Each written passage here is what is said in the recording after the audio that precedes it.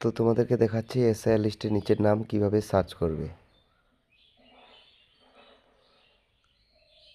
চলে যাবে ইলেকট্রাসে, ইলেকট্রাসে search your name, সেখান থেকে চলে যেতে হবে সার্চ অপশানে এপিক নাম্বার দিয়ে।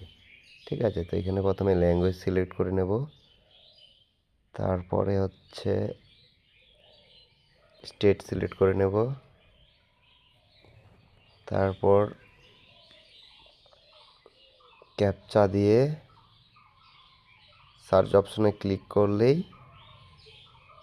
নিজেদের নাম ভোটার লিস্টে এসআইআর লিস্টে আছে কি না সেটা দেখতে পাবো।